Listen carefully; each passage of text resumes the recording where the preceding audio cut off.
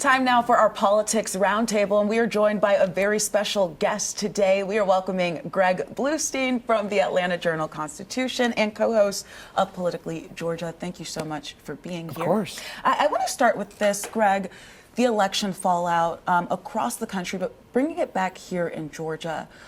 Democrats doing a lot of soul searching right now.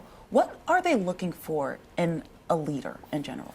Well, I think for one thing, Democrats are looking for someone who can do that job as chairman or chairwoman of the party full time, devote their entire attention to it. That's what we're hearing from local Democrats in increasing fashion. Also, they're looking for a different approach. There's a lot of talk about the traditional Democratic messages of preserving abortion rights, expanding Medicaid. Those will never change.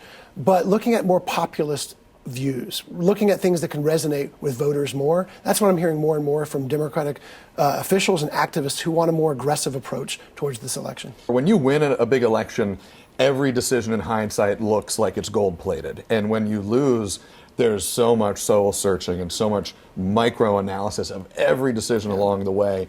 Is this in some ways routine in the political ecosystem? It is. We've seen this dance before. We've heard this before, and we'll hear it again. But look, when you look at Donald Trump's victory in Georgia, it was so resounding. It wasn't a huge margin. It wasn't a landslide. But the fact that 130 plus counties, about 135 of Georgia's 159 counties, moved further to the right, it showed you how dominant that victory was. And that's why Republicans are riding high and Democrats are searching for a new way to get across to voters. We've covered Georgia politics for long enough to remember when it was surprising to see Georgia as a battleground state. Now it's kind of a stalwart. Will that continue into 26, 28, and beyond? Georgia is going to be at the center of the national spotlight again in 2026 when there's an open governor's race, when Senator John Ossoff might be the most targeted first-term Democratic senator in the battleground landscape. I mean, how tense is that race going to get? It's going to be very tense. Yeah. John Ossoff has proven time and again he can raise a lot of money. He's on message. He's showing that he can work across party lines. He's going to use a lot of the same tactics and strategy that helped Senator Raphael Warnock win re-election just 2 years ago. But there'll be a number of Republicans looking for that seat, and chief among them might be Governor Brian Kemp, who has a big decision to make in the next few months about whether he's going to challenge John Ossoff.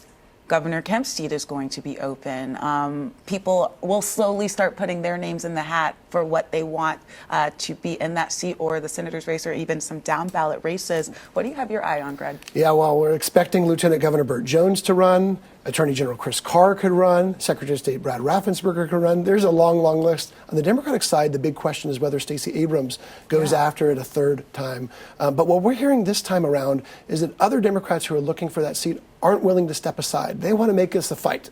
And so Congresswoman Lucy McBath and DeKalb CEO Michael Thurmond are just two of the names we're watching for that race. 2026 is going to be a big one. But in 2025, just in a few weeks now, a new legislative session is set to begin under the Gold Dome. What are going to be some of the hot ticket items that you're watching for in terms of bills that will come up for a vote? I mean, one of the first bills we're watching is farmer relief. Agriculture relief from Hurricane Helene, $6 billion estimated damage to the agriculture industry. But of course, we're also watching for hot button culture wars issues. Yeah. A lot of Republican leaders are saying they want to stick to economic pocketbook issues that are widely popular with voters, but we do expect more transgender measures limiting how transgender girls can compete in high school sports. Will Georgia lawmakers be able to get bills passed, or will it be an acrimonious session? I think it'll be both. The broad majority of bills that do pass under the Gold Dome are widely compromise bills. They're unanimous bills in many cases, but there will be a few of these measures that are really hot button that will tend to get most of our attention. We will be keeping a close eye on it, of course, as will you. Greg Bluestein, we appreciate it very much.